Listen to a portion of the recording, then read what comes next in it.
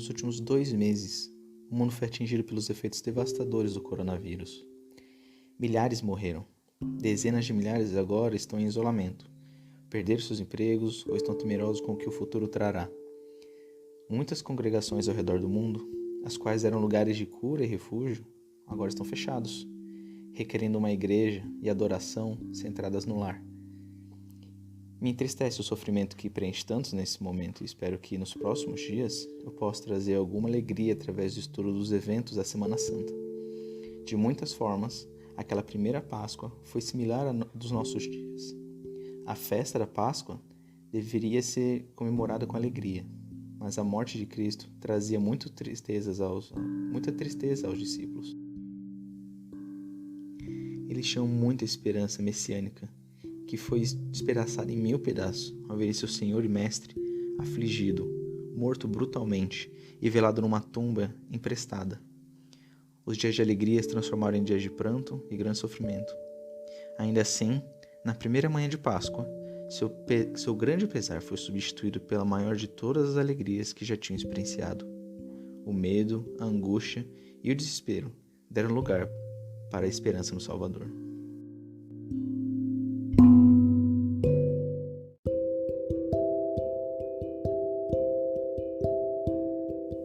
Durante essa semana, nós vamos estudar os eventos da Semana Santa, em preparação para a Páscoa.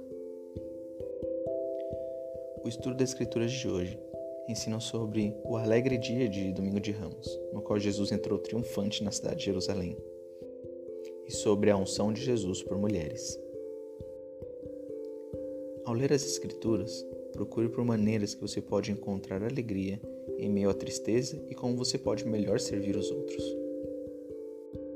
A entrada triunfal no Domingo de Ramos ensina muito sobre a missão verdadeira do Senhor como Cordeiro de Deus, como Rei dos Reis. E para que compreendamos melhor o significado dessas coisas, nós precisamos entender um pouco do contexto cultural, religioso e histórico do que os judeus viviam nessa época. Todos os anos os judeus comemoravam a Páscoa, que significava o livramento da servidão do Egito, quando Moisés libertou o povo. Em Êxodo 12, o Senhor deu instruções como eles deveriam comemorar esse dia, de como seria essa ordenança, como diz em Êxodo, e diz que eles deveriam escolher, no 10º dia do primeiro mês, um cordeiro sem mancha. Esse cordeiro deveria ficar com eles até o dia 14 do mês, 14º dia do mês. Ficaria em casa com eles, vivendo com eles. E no 14º, na noite do 14º para o 15º, eles deveriam matar o cordeiro, remover o sangue, aplicar esse sangue sobre nos batentes da porta de entrada, e depois comer esse cordeiro assado como oferta. Se eles fizessem assim, o Senhor prometeu de que eles seriam protegidos do anjo destruidor, que ele passaria por eles e não mataria o primogênito de cada família. Não é de se estranhar que o Senhor escolheu como Domingo de Ramos e sua entrada triunfal em Jerusalém, no 10º dia do primeiro mês. Ele ficaria em Jerusalém até o 14º dia, onde ele ensinaria no templo, na casa de seu pai, como o cordeiro escolhido para o sacrifício. Até esse dia, ele tinha escolhido acampar e morar na casa de Maria e Marta, na casa de Lázaro, que ele tinha revivido. A fama desse acontecimento tinha sido tão propagada, tinha ficado tão famoso, tinha ficado tão popular essa história, que as pessoas estavam alvoroçadas querendo conhecer mais o Salvador. Queriam estar perto dele e ouvir ele ensinar. E quando elas souberam que ele estava indo para Jerusalém, todo mundo fez um grande alvoroço para estar lá e presenciar e homenagear o Senhor. Elas removeram suas vestes e depositaram no chão enquanto ele passava. Elas também pegavam ramos de palmeiras como um gesto de louvor. E o Senhor entrou num burrinho. nós vamos passar por isso. Elas queriam conhecer quem era esse, que elas aceitavam como o Messias e já esperavam pela sua libertação.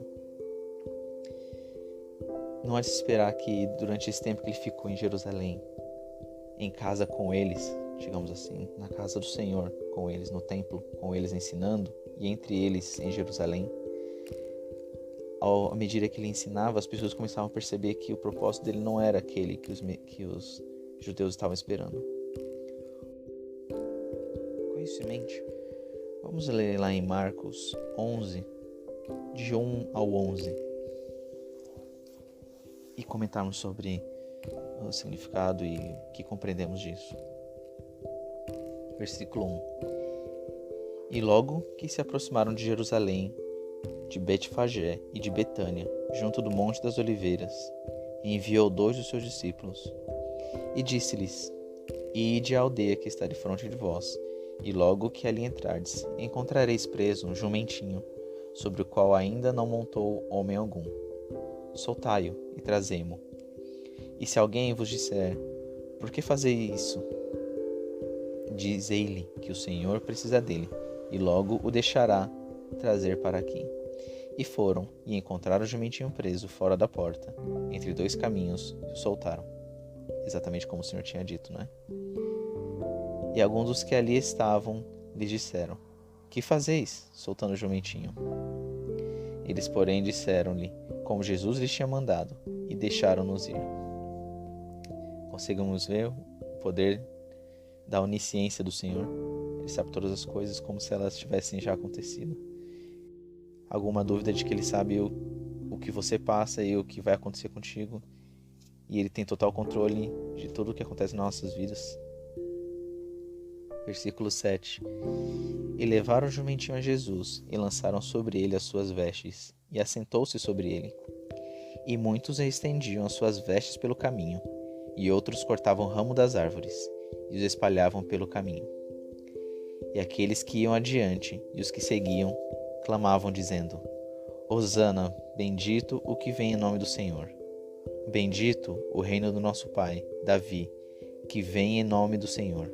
Hosana nas alturas. E Jesus entrou em Jerusalém no templo, e tendo visto tudo em redor, como fosse já tarde, saiu para Betânia com os 12. Que tipo de Messias você acha que os judeus estavam esperando? Como suas expectativas diferiam do tipo de Messias que Jesus realmente era? O que poderia significar estender nossas vestes diante do Senhor?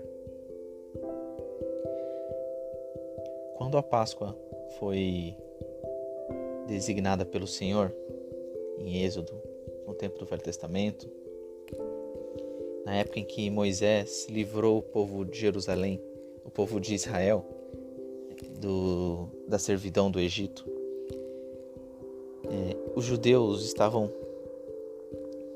aqui eles estavam aguardando algo muito semelhante, que de alguma forma o Messias prometido, quem Moisés ensinou e os outros santos profetas também, de quem inclusive Moisés ele era uma prefiguração, o grande profeta Moisés, que eles sempre exaltavam, eles imaginavam que o Messias seria algo semelhante. Ele lhes daria um livramento físico e também imediato da opressão política que eles estavam sofrendo aqui. Nesse momento, os judeus eles tinham sido dominados pelos romanos. Eles desejavam muito libertação. No entanto, não era esse tipo de Messias que o Senhor tinha em mente e que a gente realmente precisa. Ao invés de vir como um cavaleiro montado num cavalo de guerra e livrando os judeus da escravidão ou da servidão a Roma, ele pediu aqui no versículo 2 que eles trouxessem um jumentinho, que é o que realmente acontece no versículo 7. Um jumentinho é um símbolo de paz. Nenhum animal mais perfeito para ele vir montado do que um símbolo de paz, aquele que é o príncipe da paz. Na devocional de Natal de 2019, o Elder Oaks ensinou que nós não trazemos paz ao mundo através de planos beneficentes ou de caridade que qualquer governo ou instituição possa criar. A paz mundial só vem através da retidão pessoal de cada um dos indivíduos. Os indivíduos retos, eles vão abençoar suas famílias. Famílias retas vão abençoar sua comunidade. Comunidades retas, elas ajudarão sua cidade, seu país. E países retos vão abençoar o mundo com paz. O presidente Ezra Taft Benson ensinou que o mundo trabalha de fora para dentro. E o Senhor Jesus Cristo, ele trabalha de dentro para fora. Ele nos muda a natureza para que homens mudados mudem o mundo. Ainda no tópico de paz, que é algo muito importante nesse mundo, nesses dias também que estamos vivendo conturbados com a crise da Covid-19 e também na crise econômica que está já batendo em nossas portas. Vou ler-lhes o que está escrito sobre paz no livreto Sempre Fiéis, e que eu gosto muito. Muitas pessoas acham que paz é a ausência da guerra. Nós podemos ter paz até em épocas de guerra, e é possível não ter paz até quando não há guerras. O simples fato de não haver um conflito não basta para que nosso coração fique em paz. Alcançamos a paz por meio do Evangelho, por meio da expiação de Jesus Cristo, do ministério do Espírito Santo e da nossa própria retidão, arrependimento sincero e serviço diligente. Mesmo que o mundo ao seu redor esteja tumultuado, você pode receber a bênção da paz interior. Você continuará a desfrutar dela enquanto for fiel ao seu testemunho do Evangelho e lembrar-se que o Pai Celestial e Jesus Cristo o amam e cuida de você. Além de ter paz, você pode ser uma influência pacificadora em sua família, comunidade e no mundo. Você trabalha em favor da paz quando guarda os mandamentos, presta serviços, cuida dos membros da família e dos vizinhos e propaga o Evangelho. Você trabalha pela paz sempre que ajuda a amenizar o sofrimento alheio. Estas palavras do Salvador nos ensinam o que fazer para ter a paz que o Evangelho proporciona. Mas aquele Consolador, o Espírito Santo, que o Pai enviará em meu nome, esse vos ensinará todas as coisas, e vos fará lembrar de tudo quanto vos tenho dito. Deixo-vos a paz, a minha paz vos dou. Não vou lá dou como o mundo a dá. Não se turbe o vosso coração, nem se atemorize. Não tenhais receio de praticar o bem, meus filhos, pois o que semeardes, isso colhereis. Portanto, se semeardes o bem, colhereis o bem como vossa recompensa. Portanto, não temais, pequeno rebanho. Fazei o bem, deixai que a terra e o inferno se unam contra vós, pois se estiverdes estabelecidos sobre minha rocha, eles não poderão prevalecer. Eis que não vos condeno. Segui vossos caminhos e não pequeis mais. Executai com sinceridade a obra que vos ordenei. Buscai-me em cada pensamento. Não duvideis, não temais. Vede as feridas que me perfuraram o lado e também as marcas dos cravos em minhas mãos e pés. Sede fiéis, guardai meus mandamentos e herdareis o reino dos céus. Tenho-vos dito isto, para que em mim tenhais paz. No mundo tereis aflições, mas tende bom ânimo. Eu venci o mundo. Enquanto você se lembrar do Salvador e segui-lo, poderá de fato ter bom ânimo. É possível ter paz verdadeira e duradoura em todos os momentos.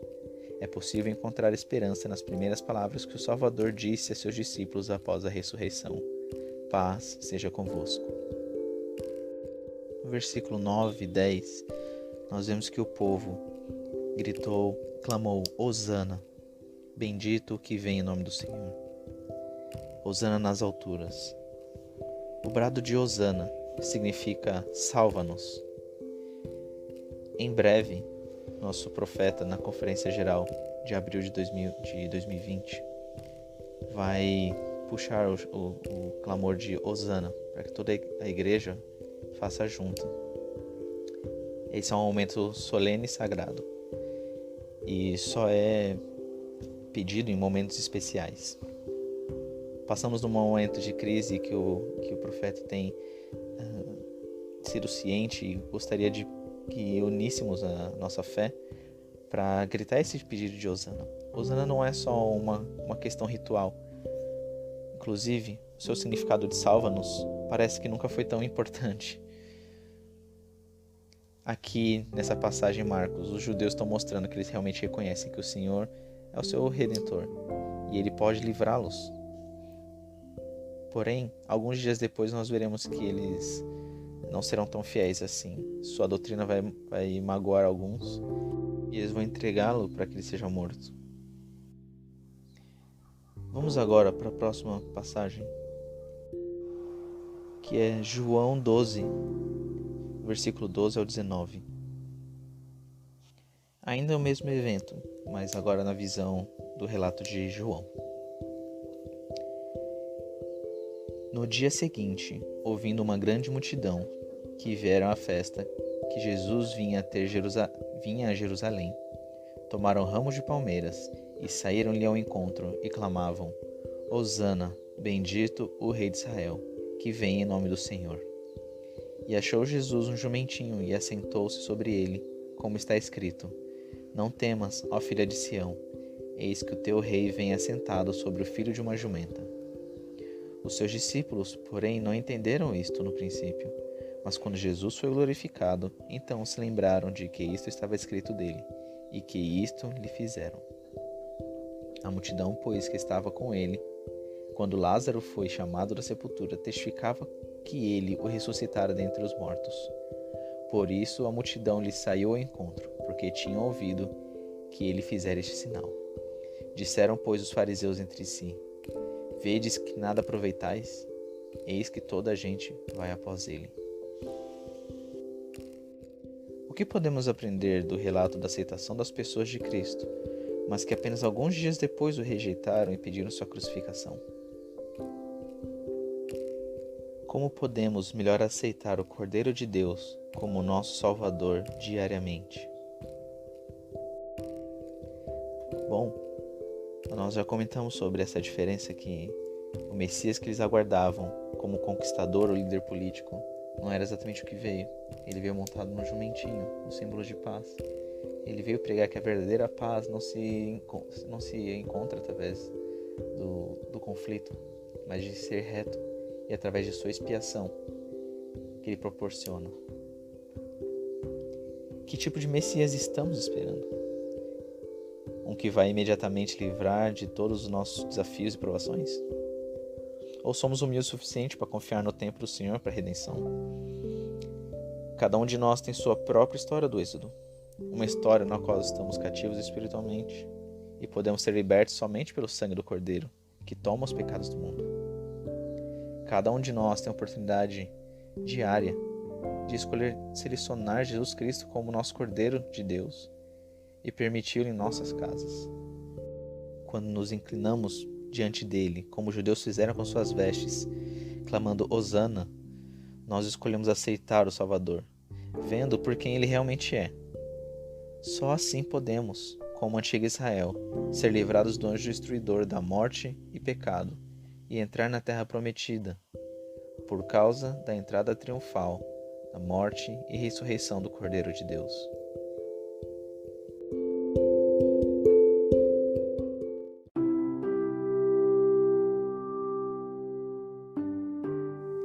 Espero que as bênçãos do Senhor se derramem sobre cada um de vocês nessa Páscoa, à medida que buscam se aproximar dele.